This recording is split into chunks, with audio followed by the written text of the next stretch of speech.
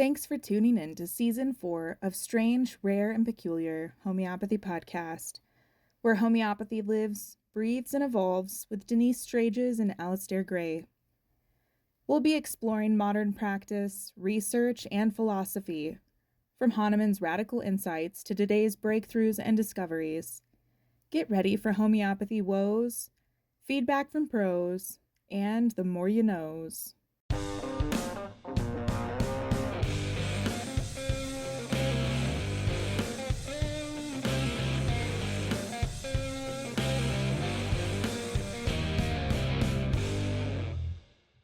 Hi, everybody. Good morning, good evening, good afternoon. And hello, welcome. Really glad to have you here. Yeah, absolutely. What have we got?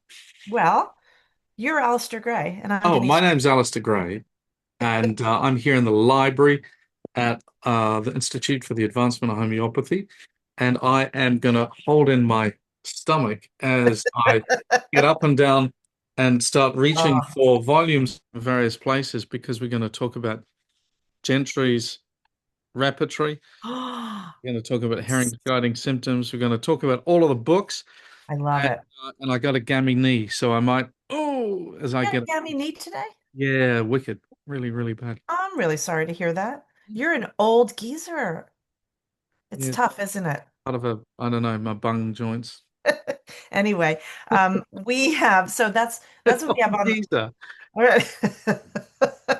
I know. I am a couple of months older than you. Oh, Somebody said not that long ago they thought that you were a lot older than me. I think I look older than you. Do you I've had really it. think Yeah, I've lived a lot. you've lived a hard life? Yeah, Yeah.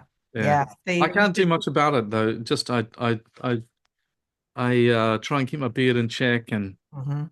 and but the wrinkles, they're coming thick and fast. I think you look fantastic. All right. So we're going to talk about we're going to talk about books and materials and stuff. I'm excited about this. Before we get started, there was just one little we've got a couple of pieces of business.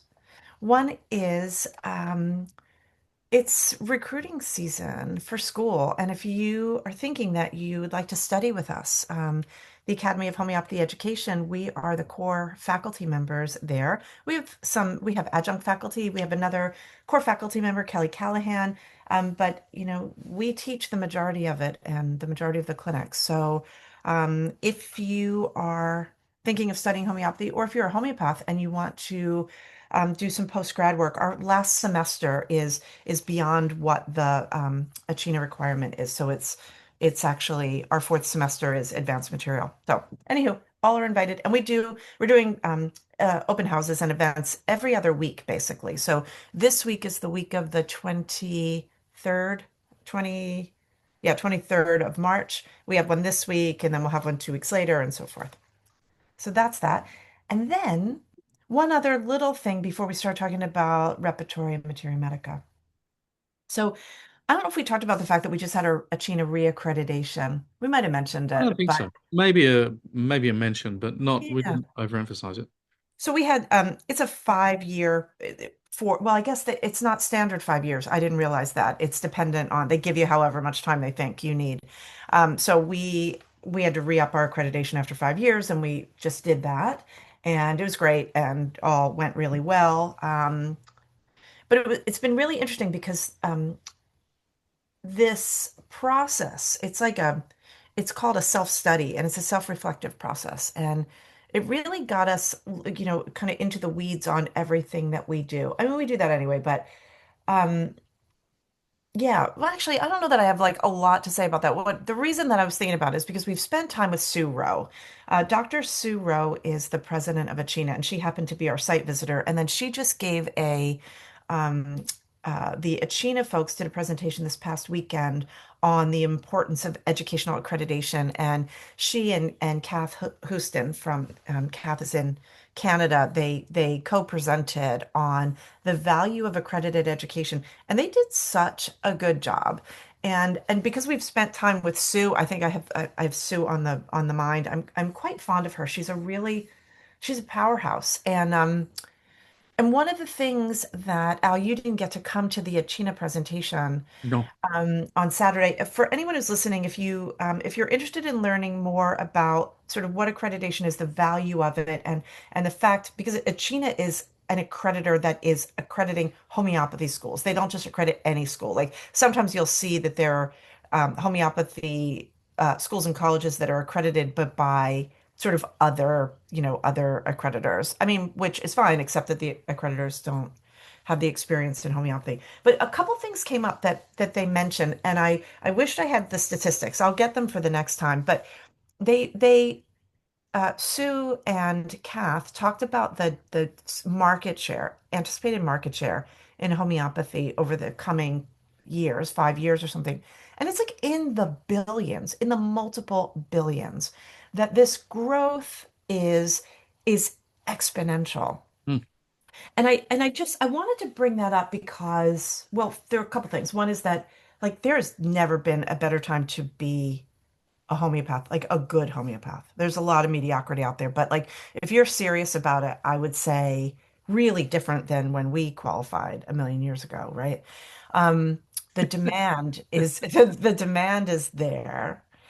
Um, but there's a couple things that like Sue Rowe focuses on that I think is a conversation I would love for us all to have. She talks about like the importance of building the profession. She's a doctoral level nurse and she's been a nurse educator. She does all this professional development stuff. And like she has this keen, I don't think she's a homeopath, is she? And I yet don't she's think like, so, but obviously in the world of holistic nursing yeah. and homeopathy for sure. I mean, certainly devoted to and in service to the profession of Mm. homeopathy. But Yeah, absolutely. she like literally is she's one of those people that is she's like important for us to have in the field because of her experience and exposure to sort of the building of a profession.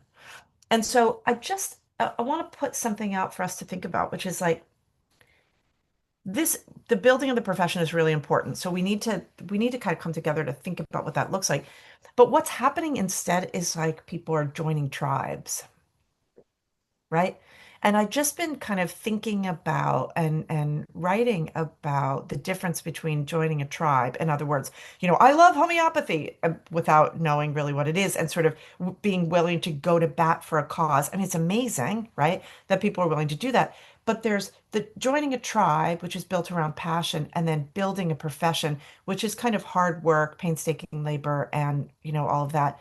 I don't know. It's one of those conversations I'd like us to all have. Yeah, no, it's a really interesting one. I'll weigh in because I reflect on my first days or weeks of study.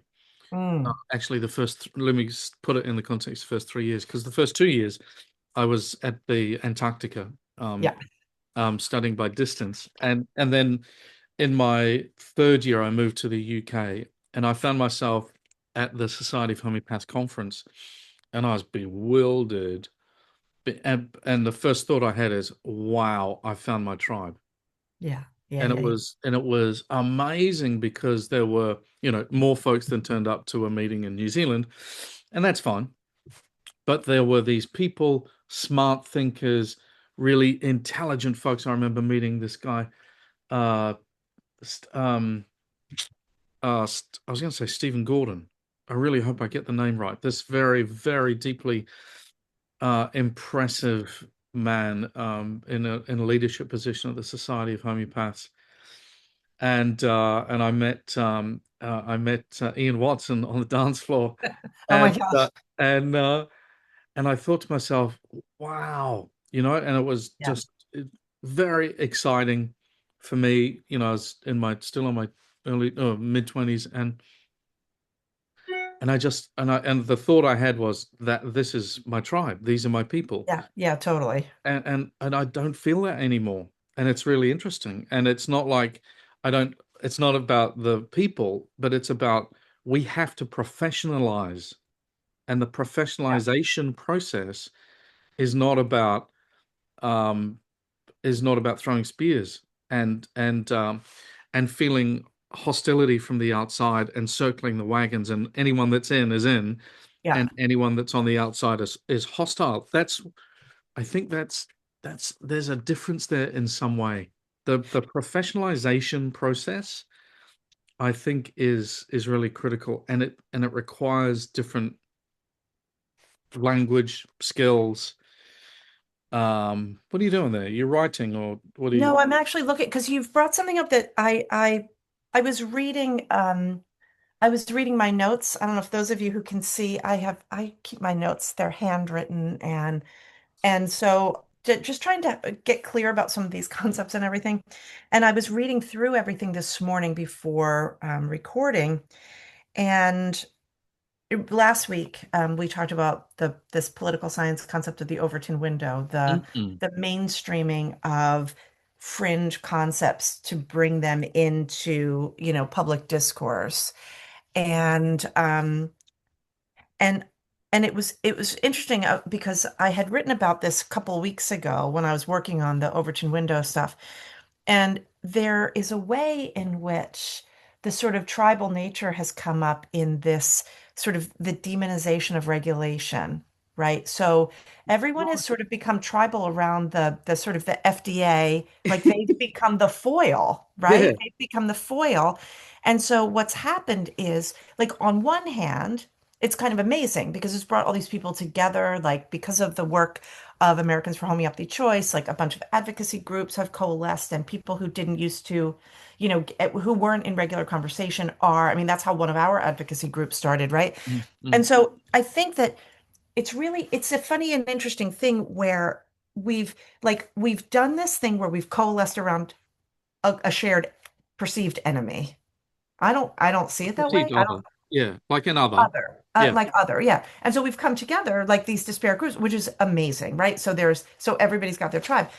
But I'd like us to sort of shift. This is what we ended on last week, was shifting it to the positive. Like, instead of, all of us just whatever camp we're in about homeopathy, we're just going to like fight to the death for it.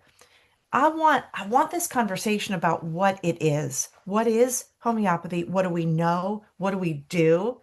What can we do safely? What don't we know? And then, like, build, like, if we could build sort of teams to get the work done. Can you tell I went to MBA school? Is it showing? No, it's not, because I didn't recognize it as NBA language, but I kind of like it. Yeah. And maybe it is, grumpy old Al, but I really appreciate I appreciate the way that you've described that, and it, to me, it clicks in what's been going on inside of me for a number of years and probably decades in relationship to homeopathy. And so, Yeah, because let's just keep talking about it. we've got this incredibly positive energy, like all these people now who care. So, Right. like, right? So now, like, let's do like the next thing, right? I don't know. I think that would be cool. Okay. So that was just that was that was kind of the thing I Yeah. want to talk about. Now let's talk repertory. Oh my Yeah. gosh. Well, I'm let's talk so about excited for the this sharp conversation. instrument of homeopathy, the scalpel or the needle. Yeah. If you're talking about point location and you're an acupuncturist, you got to get it in the right, in the right spot. The intellectual use of clear, concise, accurate rubrics is part and parcel of what we do. The process of case taking is different, the process of case analysis is different, but when it comes to the use of the repertory, that's where you've got to be super sharp. And so I'm kind of dying for this conversation, because there's so many. If you look back at the history of the repertory, it's extraordinary. There's been so many attempts, and it must be bewildering. When I was studying, I remember getting my Kent's repertory Yeah. out of the box and And smelling did it it. have, yeah, the smell? I was just gonna say, can you talk about the smell? Yeah, I can, but I've got to go up here because this is not my original, but this is the one of the first Kent's repertories that I ever had. These are exactly the same books, Yeah. right? So Kent's repertory, and this one here is see the repertory of the homeopathic materia medica with a word index is this. version here with the little thumb. I love that one. Yeah. And it's just still got a little hint of glue smell. Yeah, but that's not a B. Jane. The B. Jane ones have their own smell. It is a B. BJ. Jane. Oh, it is a B. Jane. Yeah. Oh, okay. This Because I have the other. I this don't one. think that mine is my original. Yeah, see, this one is not. This one is a heavier version of it. It's been Oh uh no. it's bound more European binding. Oops. It's a slightly bigger book, but the Yeah. page numbers are exactly the same. And Yeah. what's on each page is exactly the same. That's the one. That's what That's this my is. that's my original. Yeah. Yeah. And so yours still smells? Now you know what you know what mine smells like? Like everything else in my office smells like incense. Oh, A little bit. you're Um, let me show you this one. If you open up the mine section is 96 pages. yeah, And this one is heavily annotated. I love it. It's got all sorts of writing which is impossible to read. It says delirium devil sees opium, which is an addition. This one's got color and Oh, underlined and all the is rest there of a it. name in it? Do you know whose it This is was? a jobbing working book. This one is a donation from Charlotte Gilruth from Worcester in Vermont. Oh my gosh. And Well, it is I need uh to give context though, because there might be people listening who are like, what are you crazy people talking about now? well, what we're talking about is the fact that by the time that homeopathy entered its, say, fourth decade, let's say 1830, Hahnemann had a problem, and he knew it from the very outset. And um, this is a solution to the problem. And the problem he had was there's too much information. It's exactly the same problem we have today Yeah. online. But to have 90 remedies where the provings are 40 pages long of small writing means you've got to have an extraordinary brain to remember that information.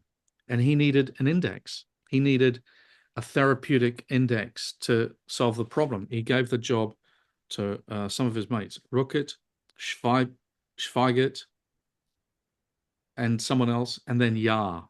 And yeah, you ready to see what I have pulled up for you? You ready? What do you got? I'm going to share my screen. Look what this is. Do you know what that is? Oh, that's the lexicon. In from Rome. Oh, wow. Yeah. That, folks, what that is Hahnemann's own, he never published it, but it's his own solution to the problem, Yeah. where he wrote, or in my fantasy, what I described to the students is that I say he makes a call to his publisher and says, send me another copy of Materia Medica Pura, the book. Yeah. And he gets the book, the brand new book, and he looks, he takes a big breath, and then he tears every page out Yeah. and tears every symptom long ways, right? And then he creates piles of symptoms, not by remedy, but by symptom, Yeah. right? And so what he ends up with is hundreds of piles of paper. It's like that Woody Allen scene where he sneezes into the cocaine. You can't, you cannot open a door or have a draft when you're doing that process because all of these tiny pieces of information would fly away. But Oh he yeah. needed to create a book of symptoms to go along with his book of remedies. And both books should be the same size, if you understand what I've tried to Oh, explain. I never thought of it that way. I'm going to say back to you what you just said because I've never heard it said this way, and for people who maybe for whom this is new. So basically, when we're learning about what a remedy does, Yeah. right? You do a proving. So a healthy person or a person with enough resilience takes the remedy. Yep. They suffer, they express symptoms. Those are very closely, they're monitored and then they are written down, and that becomes the materia medica. The materia medica being all the information about what a remedy does. But the problem you get to after you have three of them, you get to the fourth remedy and your brain's full.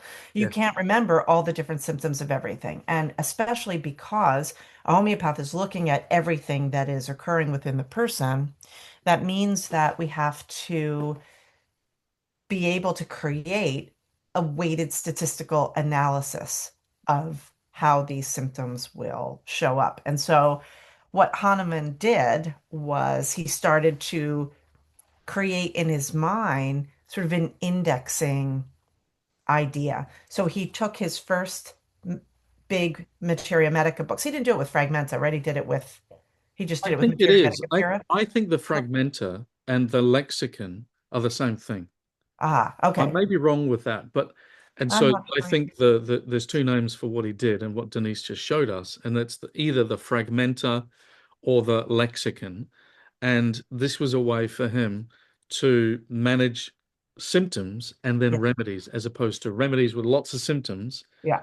So it's a very different way of retaining information, but you understand the problem that he had and then the solution to it.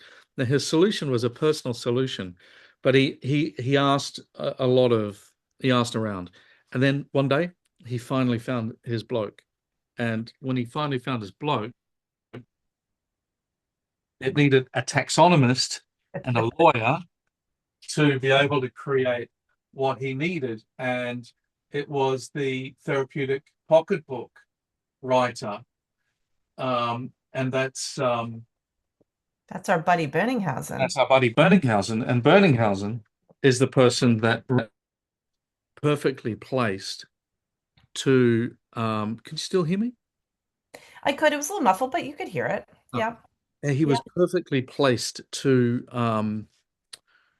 with the qualities that he had to do the job of Hmm. creating firstly therapeutic index, then renamed to the repertory. And so when he did that in 1832, and then 1835 he did it in two pieces. And then at the same time a different book was published by Jahr, Jahr, um, called the what was his book called? It's over your left shoulder. Should be. Left shoulder. Two. Left shoulder's the other side. Yeah, yeah, it's interesting. I think it's over there. No? Yeah. Anyway, it doesn't matter. Okay. But so for the homeopaths, that when Hahnemann's still living, there's a book, and that dealt with the 90 or the 85 or the 95 remedies that he had proven up until that time. And then Hahnemann dies, and then we're left with Boenninghausen's therapeutic pocketbook, which is so logically and beautifully arranged. And Um, also vetted for accuracy of oh, symptoms, which absolutely. You know, is it's something else we're going to have to talk yeah, about. definitely. Well, actually, maybe that's a good opportunity to talk about that now, because the difference between, on the one hand, the therapeutic pocketbook that was published in 1846, Yeah. and then Kent's repertory, and we've got to talk about how we get to Kent's repertory, though. How about I do that, and then we'll talk about what happened after that, and then the difference between the two, because this book is published in 1900 in Yeah. chapters. So 1897, the first chapter, the second chapter. If you're a homeopath back in the day, you could get the eye chapter, and then the Yeah. bladder chapter, and then you might get the mind chapter, a couple of months later. Can Um, I take us backwards just one sec? Because I shared my screen for those who could see it. We yeah. didn't talk about what it is. And for those who couldn't see it, if Yeah. you're just listening without a visual. So in Rome, um, is that which piazza is the homeopathic society? Nirvana. Ah, right. It's at totally forgot. It's at Piazza Navona, and there is this big. It's a big framed parchment, and it's in Hahnemann's writing, and it's basically a list of symptoms. It's like the original his first attempt at a repertory. I can't imagine though that is that the first one that they have it in Rome? There must be others. I think I've seen a version of it somewhere. I don't think it's in San Francisco. I wonder where else it Wow. might be, but it's a book, very delicate book, and he used glue. He used glue to paste the symptoms into Oh, the I know what you're sections of talking the about. body. So I have seen it. I don't know where it is. If anybody knows where it is, let us know. In San Francisco, what you're thinking about is the sixth edition of the Organon that has all the changes from the fifth to the sixth Yeah. glued in, and then they unravel into those Oh, huge that's right. Okay. things. Yeah, That's what's in San Francisco. that's true. So Anyway, okay, go so on. we Yar's manual, I think it's called Yar's manual. Oh, Um, that there were sounds right. some challenges with it. And of course, in the later 1800s, there's a whole lot more remedies being proved, like apis and listen and other many other remedies around the world. And they're not in the therapeutic pocketbook. And so homeopaths are trying to update the book as time goes on. And if I get the lineage right, I believe the first person that had a crack at it was Constantine Herring. And what Herring did is he created, he got a copy of Yar's manual, and he then, because he's a jobbing, busy homeopath, started making additions. And it's Herring who's one of the first people that makes clinical additions to the provings in the repertory, creating 8 volumes of Herring's Guiding Symptoms. So Herring's Guiding Symptoms is a book that's a repertory, and you can look and see, oh, he's just cut and pasted from Yar, but he's added in all of this other genius Herring information. It's like, oh, nice one, Constantine. Yeah. And then he dies, gives the job. He's not finished. Gives the job to Lippy's son, Constantine Lippy. Now, Named for Constantine Herring right. because And they, so, well, and because they were frenemies. They were friends until they weren't. well, Adolph Lippy Yeah. and Herring, yeah. Yeah. And then he gave the job to another homeopath because I believe the Constantine Herring went blind. And Really? then Lee was given the job, Yeah. and Lee went blind, and the job landed on the desk of James Tyler Kent in the late 1800s when he's teaching the postgraduate course in Philadelphia. Mm-hmm. And so we've got Kent, who's looking after his eyes, and he says, "Oh, you young blokes, come over here. I've got a job for you. If you want to get through your course, then do this Yeah. for me, and I'll give you a nice mark." And so he is the guy that finishes the job that had been started with Yar, adds a whole lot of information, and by the time he publishes his repertory, there's 600 remedies in the book, right? So another essentially Mhm. 450 remedies make their way into the repertory by the time that Kent's finished with it, and he publishes it in 1900. Now, then let's get to the difference, because Denise, this is where you have are probably gonna, I'm gonna say, fall on the side of Boenninghausen. But when Yeah. you've got if you've got an expert, let's say that Herring is an absolute genius homeopath and he's an expert, and he's added in a whole lot of information into the repertory. Are you going to run with that? Are you going to agree with that? Are you going to say, well, Herring's son-in-law, Ner, also added some information in from his practice. And then Lee comes along with his information, and then Kent comes along with his clinical information from his own practice and says, yeah, when it comes to absent-minded, let's add these remedies in.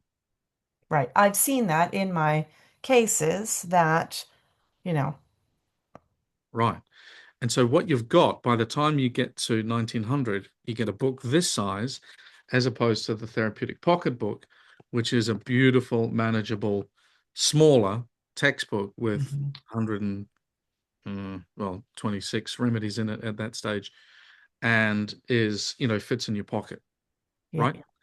And so one only contains proving symptoms, verified, validated, double checked, triple checked, and the other contains the dump of a whole lot of experts, the Dodgy clinical dump. experience, and the proving symptoms. Yeah. It's a And so you've dodgy this, dump. and then you've got these 2 lineages. Now the 2 lineages then continue into the 20th century. And so, but there's one divergence. And this set of books here, Yeah. this is the concordance repertory from Gentry. And like no one's got it. I was amazed when we've ended up with a copy of it because no one ever used it. It's one of those stories which is extraordinary because the reviewer is really powerful. You know, if you're doing a concert series and the reviewer comes and sits on the first night and there's a bunch of mistakes, you know, it's going to impact on whether people go the next few nights. But it's the same with books. And if you get a shitty review, then Yep. it really matters. And Gentry's review, the first review, was the shittiest review in human history. And I it was didn't know based, that. yeah, Wait, do tell. that's why no one uses it. Julian Winston taught me about it, and it was vitriolic, like this person's life study and energy has gone into the creation of a piece of work that no one can use. There's no logic behind it. It's unusable. Use the book either in the top shelf or to keep the toilet door open in the summer.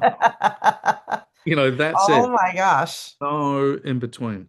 And so, and the reason was because what Gentry did was an interesting thing. If you've got a symptom, imagine you're a prover and you've taken a remedy and you've got a symptom, and the symptom is you've got roiling guts and an urgency to poop and a craving for bananas, right?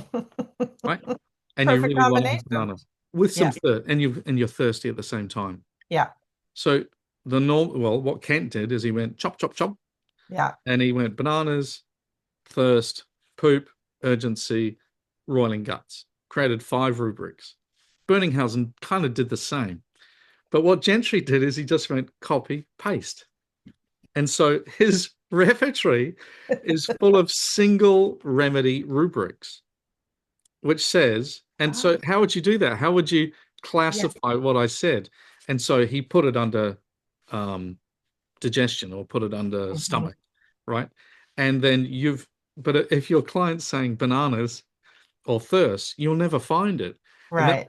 that was the point that the reviewer was making. It's as good as useless. Oh my gosh. Yeah.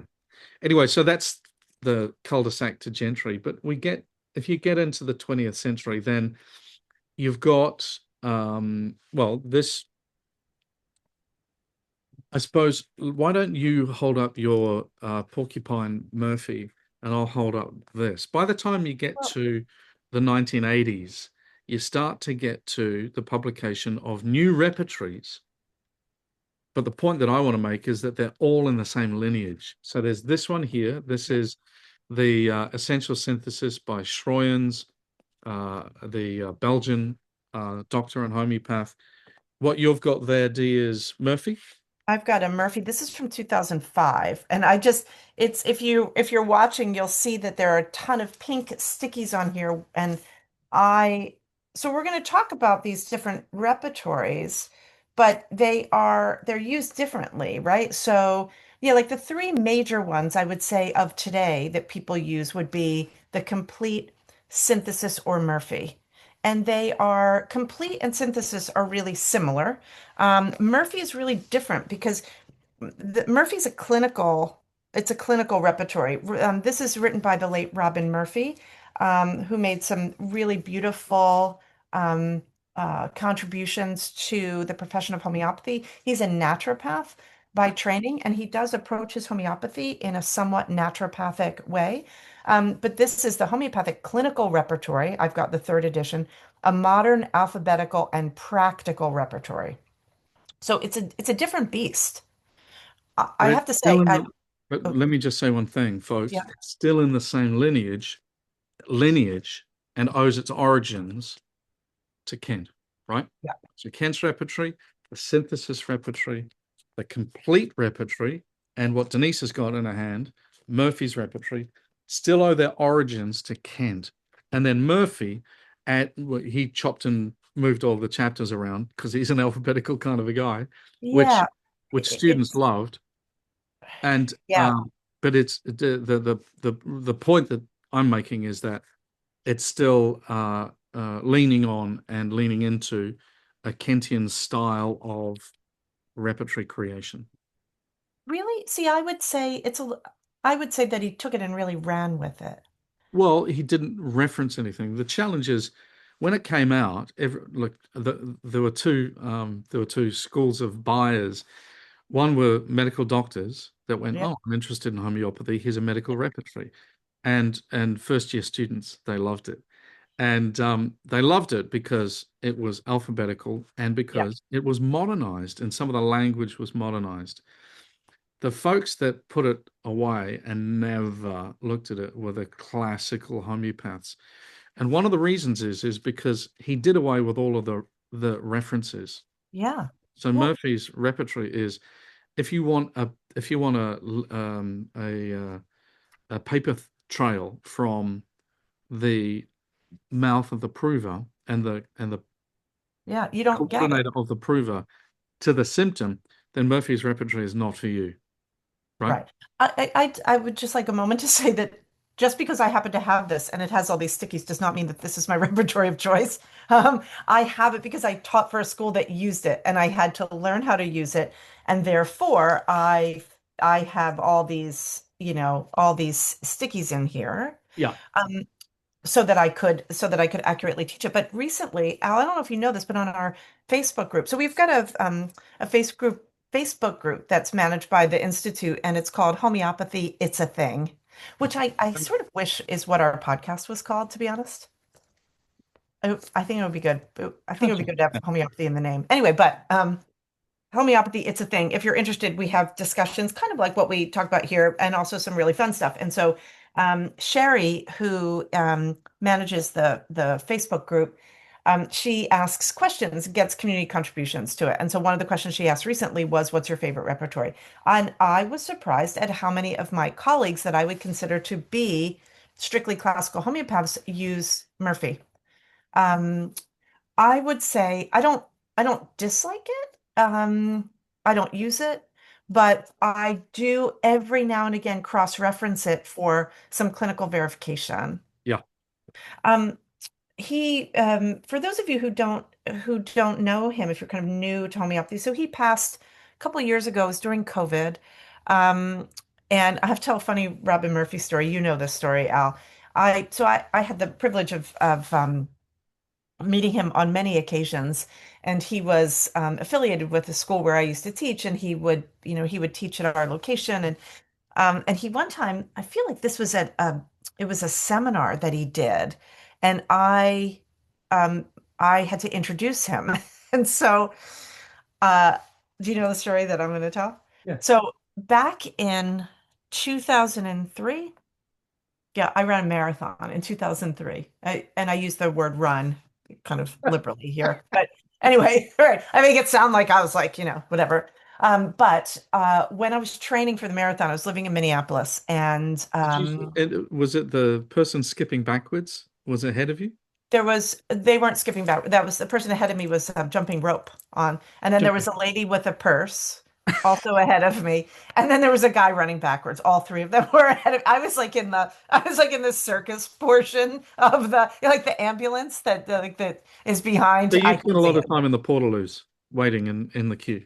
Well, I made a tactical error, and that was one of my friends who had run multiple marathons. He said to me, in no uncertain terms, do not go to the Portaloo at mile 5. Don't do it. You'll totally lose your time. So naturally, all I have in my mind is I'm going to have to pee by mile 5. And of course, because I'm hydrating, you get there at the crack of dawn and all this. So of course, I had to stop and wait in line and go to the bathroom at mile 5. And then I was in the clown parade with the lady jumping rope and the lady with the pocketbook and the guy running backwards. Anyway, but when I was training for the marathon, so all through like 2003, I was living in Minneapolis, and so I would, you do a 20-mile run. I mean, for me, it takes like all day, right? And so I would go around the lakes in Minneapolis ahead of time in my car or on my bike, and I had the practice where I worked. We were affiliated with a school, and there was the library, and in it was the Murphy. It was cassette tapes of his course. He had a course back in I don't know, it was in the 80s, I guess, or Yeah. 90s, probably in the 90s. Anyway, so I checked this out at the library. And so I would go around Lake Harriet and what was then called Lake Minnetonka, and I would take these cassettes and I would hide them in trees, like in various places around for my runs. I would hide, I would sort of know I would need to refill because back then I had a cassette player, like a Walkman A with like walk. the Yeah. foam, yeah, a Walkman, which was which was the apt term for my running style. Marathon. I was the walk woman. Anyway, so I would go along and I would listen to Robin Murphy. So I trained for a marathon while listening to all of Robin Murphy's course. Okay, so fast forward, I have to introduce him at this thing, and I said, I really appreciate Robin, and he holds a special place in my heart. And every time I talk about him, I tend to get sure, I'm panting, because I was running while I was doing it. And I told a little bit about the story. Anyway, he just looked at me like I had six heads. Like he didn't think it was funny at all. I thought it was hilarious, right? I'm not sure he might have missed part of my explanation, but whatever. Anyway, that's my little Robin Murphy story. Nice. But It's a medical repertory, and it also is in a lineage of its own, because there's a different type of repertory called a clinical repertory, yeah, and it's there's a few totally. of those. Well, and that's why I think of this as different. That's why I'm surprised. I mean, I get what you're saying, like Clinical repertories. historically, Yeah. it's So in the Kentian lineage. here's two versions of a clinical repertory: concise repertory to homeopathic medicines, FATAC, and a They're both concise. FATSAC. Yeah, they're both FATAC, different versions of the same book. Ah, One fits in your purse, one does not. ah, Um, but the reason I'm saying that is because in the tradition of clinical repertories, Murphy also is adjacent or fits in there. And then there's a giant book that was published, and I don't know, I've never seen it um, other than at the author's house, a clinical repertory by Robert Medhurst in Australia. It's a giant A4 or US letter sized book that's, you can't really lift it up. It's so incredibly big. And there's that tradition um of uh diseases predominating in the information about remedies. So disease names, remedies. Yeah. and that's just it for me. That's where I have to draw the line. But can I tell you a time when I used Murphy in a clinic? This was back years ago when were in-person clinic. I But only used one chapter in that book. I think it's the same chapter. which one? Toxicology. That's exactly it, Yeah. toxicology. So I don't know if I ever told you about this case. We had a case of this woman in our teaching clinic who got steroid poisoning. So she was using, I don't know, one of those powders, like a energy powder, whatever, or like I don't know, whatever you call it, some sort of, supplemental powder. And it turned out that they found out it was laced with steroids. And she got really sick from it. She was part of a class action lawsuit, blah, blah, blah. So she comes to clinic. We take her case. I'll never forget this case because she had this really crazy symptom. And the symptom was she would wake up. I hope I'm telling this right. She would wake up sort of choking in the night, and she would feel like something was stuck in her throat, like a piece of plastic. And it would wake her up like it was across, like literally like a disc of plastic, like in her trachea. Anyway, so we take the case, we take the totality of the case of her symptoms, including this aphorism 153 business, right? Yep. The most characteristic symptom, and we prescribe on it. And back then, this was when I had, to teach these students who were being taught both the Murphy clinical way and a very pathologically forward style of homeopathy. And I'm like, I'm like holding on like to a rope, trying to keep people doing it in the Hahnemann way. Anyway, and guess what? In the toxicology of steroid poisoning was the same remedy that we gave this one. Yeah. So that was a nice clinical confirmation. I'm really glad that you came to that conclusion on the other side of the world from when I came to that conclusion as well, because I had a couple of examples of people that had been, poisoned by cobalt. One, I remember a guy, yeah, he worked in cobalt and he got himself some industrial poisoning and ended up as a nervous wreck. His nervous system completely broke down. I remember clients that had had way too much heroin or recreational drugs, and that section on toxicology just is a much more modern and updated glimpse into, sort of that kind Yep. of either narcotics or specific Yeah. mineral poisoning I from really love it. Here, yeah. I've got because it's alphabetical, it was easy to find. See, here we are Um, talking more about Murphy's repertory than the two that we use. I use two wait, repertories. hang on, wait. What do you mean? Wait. Because I just thought of something. And What? what I thought, well, because what's interesting is that the same people, so like there are people who are really sort of clinically oriented, who use Murphy's repertory or whatever, and so when there's something toxicological, they tend to prescribe isopathically. Yeah, So they're skipping over this chapter where he's not giving an isopathic approach because you wouldn't need the toxicological chapter. he's giving But sulfur and nux he's vomicaris. giving, yeah. So if you have, let's see, if you have a poisoning of amphetamines, for example, no, anesthesia. Here we go. Ailments from anesthesia poisoning, Yep. right? Acetic acid, ammonium carb, ammonium causticum, amyl nitrate, carboveg, hepar sulf, hypericum, phosac, phosphorus, right? So in nowhere is a detox protocol, No, right? no. I mean, and so it's really funny. I wonder, so just to lighten your load, isopathic people, just tear that section out and share it with a friend who maybe isn't using Murphy. Like you don't need it, give it to a friend and they can put it with their synthesis and they can have both. Yeah. Sorry, that was snarky, wasn't it? Just a little bit of snark, but that's It, okay. it was funny, or maybe it was not snarky. It was a little bit So, funny. so let me tell you about me. I want to talk Oh, about me. right, If right. I ruled the world, then if I was teaching, Everybody would have sausages. everyone would have meat pies and sausages in Yes. abundance. Uh, The first book that I would use is this one. what do you have there? That is William Boricke's Material Uh, to Go with Repertory. Look, and guess what? I You've do got too. the, I you've got pulled it the, out as well. yeah, because it's a winner, because it's got the remedies at the front and it's got a repertory at the back. It's all Winner, winner, chicken dinner. But I like that one. That's a cutie that you have. I have Oh, I have the one, the European bound have you hidden that from me Bible so I don't paper steal it? Yeah, version of Boricke.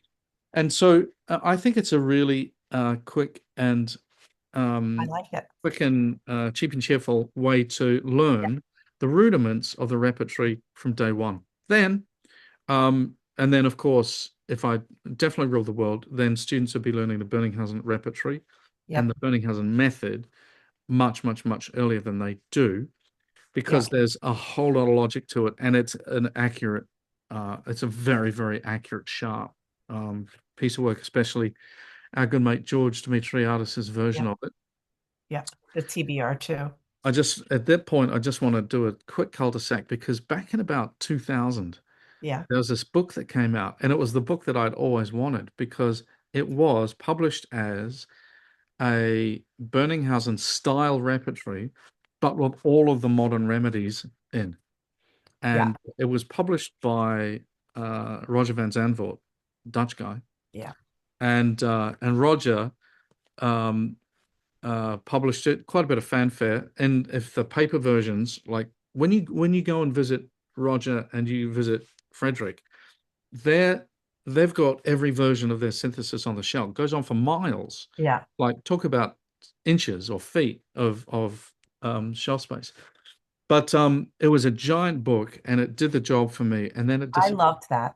I And loved that book. really, Yep, yep. and then did you notice that just one day it wasn't there? Gone. Yep. Yeah. What And happened? well, it was I'm putting together a few fragments, but I think Demetriadis wrote and said, mate, what you've done Oh, is wrong on this point, this point, this point, this point, this point. And it was not only the way in which the rubrics have been created, because I believe there was a bit of software created to crawl through provings and chop up symptoms into Berningshausen style rubrics. that's right. That's right. Now I And and I remember. think there was a conversation, some of Okay. which might have happened in public in published form, and then it got withdrawn and never to see the light of day again. And see, for me, that would be great, because I'd like to see my own remedies when I say my own, the provings Yeah, that the I've been provings you've done. responsible Yep. for in a Boenninghausen style Yeah, repertory. Now, at the moment, Demetriadis's Boenninghausen has 135, I know. 135 130, remedies. is it It might be 135? 136. Oh, sorry, I can't I remember. think I remember you saying 136 because I always think it's the 120. What are the original 126? But then, 126. I think it's 126 to 135. It doesn't matter. yeah, The okay, point, you're the right. point is that it's a sharp instrument. It And then when totally you is. compare that to the Adonis repertory, which is now a giant book where, you look at a rubric that used to have 17 remedies in it. Forsaken Feeling in Kent's repertory, whatever it was, Right. it's now got 285 remedies in it, and it's full of clinical information, and it's full of clinical information from Mhm. homeopaths with big egos, Yep. and not no shade, but homeopaths are big egos writing and saying, "Oh, add this remedy into this rubric Yep. because I had a case once, and they did nicely." And I'm not sure that we're in a position to be able to.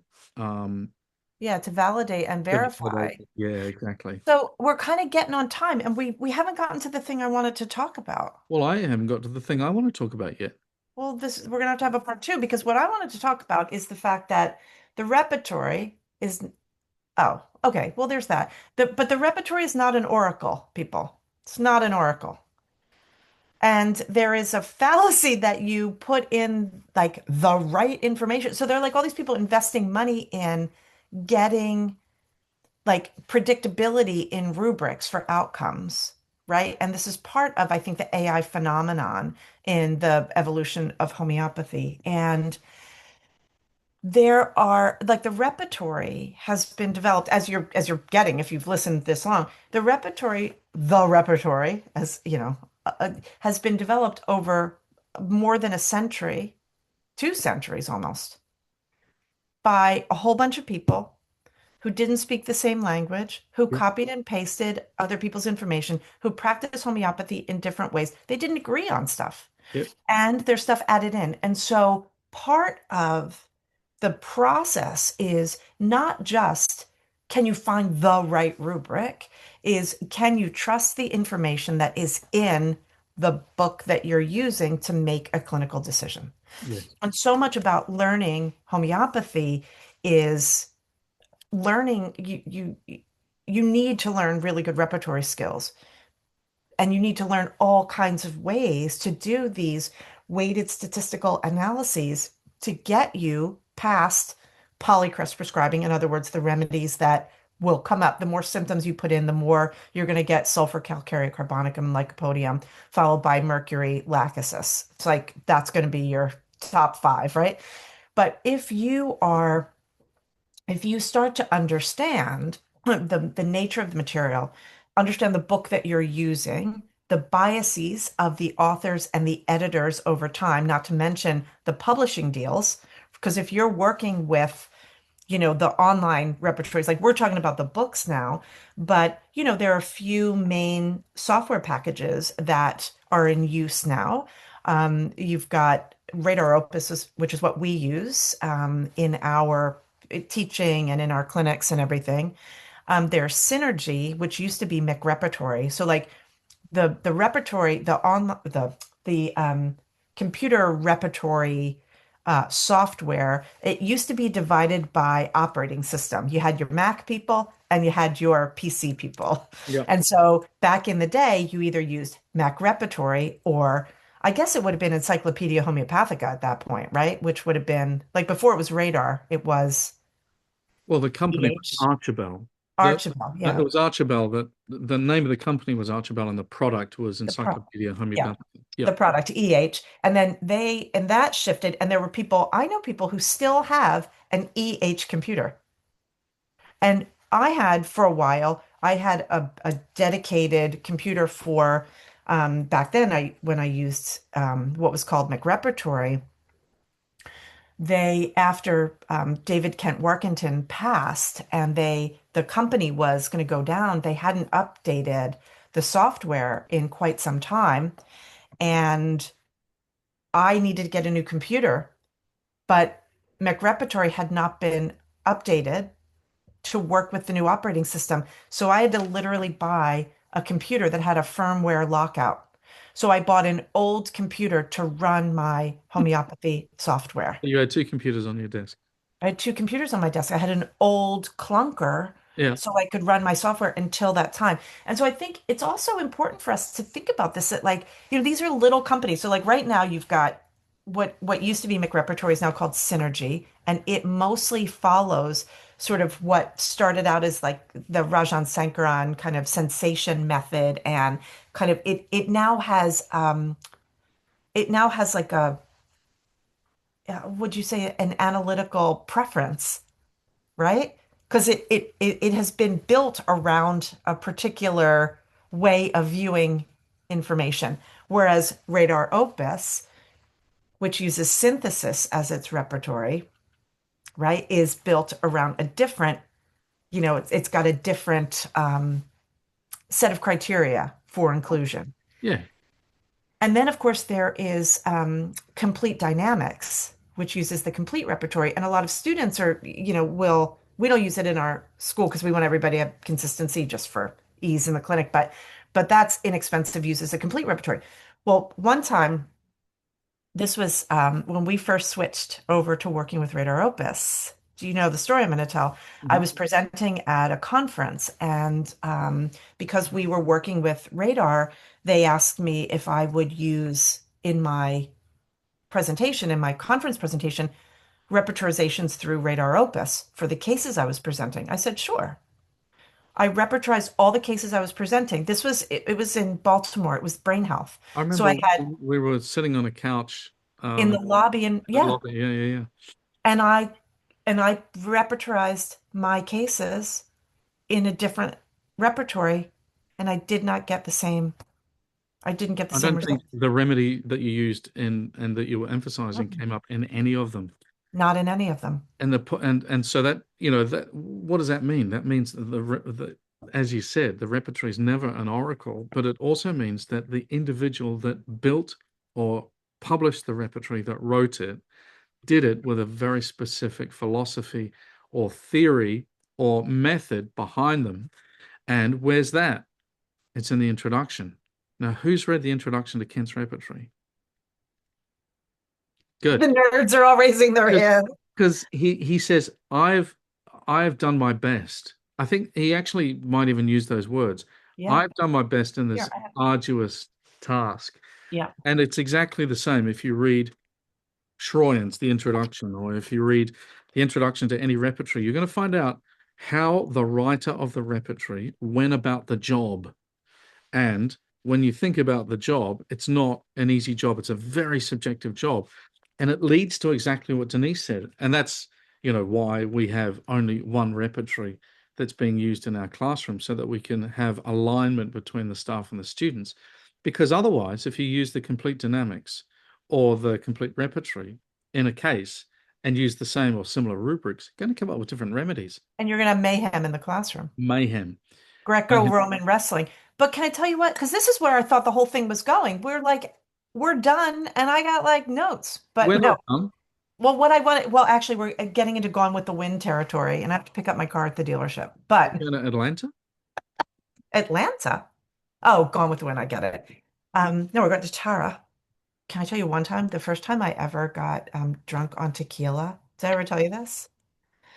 I I was never a hard liquor drinker, and I was out with John, who you know, with my college friends, Oh, yeah. and this is when frozen margaritas were. So it was probably disgusting tequila coming out of a machine with a lot of sugar. Anyway, I thought I was Scarlett O'Hara. Apparently, I have no recollection of that, but I was told I think I had read Gone with the Wind, and then I was like speaking as if I was going to Tara.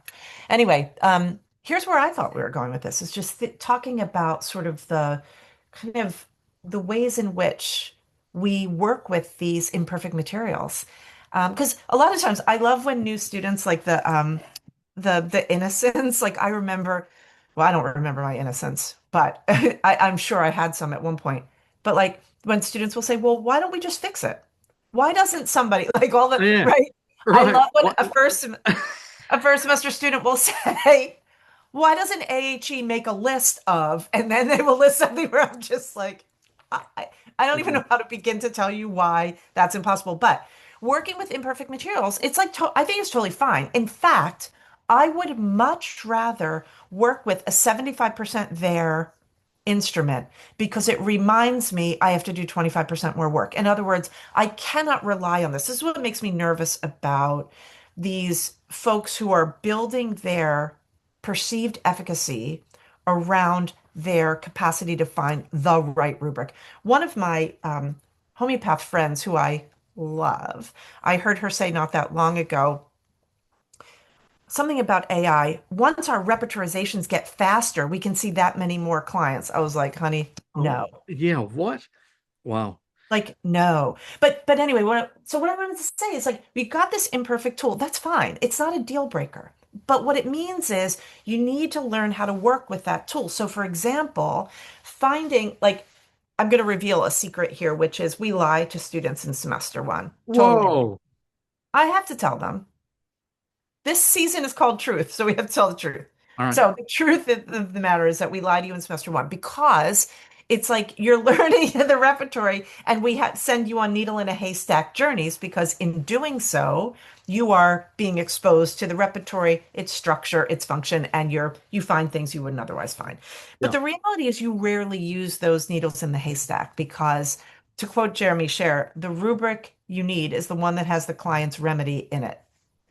And I've had students sort of give me pushback on that, like I'm cooking the books, like it's cheating. And it's like, this is not Sudoku, like where you're having to like just find it innocently, but rather you need to like learn how to troll through this information, go through and understand. Like, for example, we'll go through, I think I talked about this on the last podcast, how we'll sometimes during clinic say, we're going to go through and you're going to look at every single rubric in the stool section. Yeah. I mean, I've done that a million times because I don't know what I don't know. And I don't trust a word search because I'm only for searching for what I already know. And if you don't go looking at your cross references, you're going to miss stuff, you know? And so this idea of how to create the appropriate weighted statistical analysis that does the job that's going to feed back to you all the information you need in order to go to the materia medica to extrapolate from that materia medica, whether it be from the proving or from cured cases, what you need in order to make that prescription. That's like the whole thing. I thought we were just doing show and tell. I mean, There's something I want to do when we continue this conversation, and that is I want to tell you the story of Barthel and Klunker. Ahuba and Huba? Yeah, exactly. Uh-huh. That's what I want to do. And Okay, so I reckon we should reconvene because you're doing a different podcast on Friday, aren't you? possibly. Ah, okay. All right. So when you and I reconvene, I reckon we should talk more because there's so much more we can talk about when it comes to the repertory. I mean, there's so much more, but it's not just We've not about even discussed the card repertory for where you look through the whole. I love that. Yeah, We have one of those we've got one of somewhere. those. Yeah. But So like I think there's the repertory and then there's what is this in relationship to the animal? Why are you cracking up? because it's really funny. What's funny? Uh, What part's funny? just there's we're animated. Oh, yeah. And not even in the same room. Oh, yeah. But I like the way that like the knowledge of the repertory, like okay, so this was a great history lesson, but I want people to also hear about sort of start thinking about how they use the tool. What are like the tension points? What are the ways that you can sort of make sure that you are utilizing your tools appropriately to get to where you need to be in your analysis as opposed to kind of oversimplifying it. Like, oh my gosh, every time a student says, well, it came up first in my rep. Boom. Yeah. Yeah. Do you know that one time when I first took over teaching clinic for a school that shall remain nameless, um, I went in and the clinic was, I mean, the students were like taking cases by themselves. I didn't know what they were doing. And then they would come and we had there was like a whiteboard where you would just tick off they would write what remedy you're giving and you would just check it off. Like, anyway. But at this time, and if any of them are listening, they know one time, and it was kind of a gross place. I laid on the floor and I put my feet in the air because I was watching Did a you level of open your analysis. corset? Did I unbutton my corset? Yeah. You So got the that vapors. I got the vapors. Because I think, this idea of relying on the tool, we got to like investigate the tool, make the tool work for us, make the repertory I can't say the word that I use Yeah, in, over. the word I use, but like you got to make it work for you. That's what I want to talk about. I think that part's really fun, Love it. right? What are some of the things that we do like to get the most out of it? That's what I want to talk about. All right. Not that I didn't enjoy this. So, more repertory next time. Uh, Okay. all right. Yeah. Uh, I gotta go. I gotta go. All Thanks right. for listening, everybody. See you, folks. See ya. Bye. Got a packed schedule, but still dreaming of becoming a homeopath? AHE's part-time professional program brings real-time classes, live clinical training, and a full professional curriculum, all 100% online. It's rigorous. It's legit. And yes, it's built for people who have jobs, kids, lives, and a whole lot of ambition. Start your journey to licensure without hitting pause on your life. Visit ahe.online and take the first step.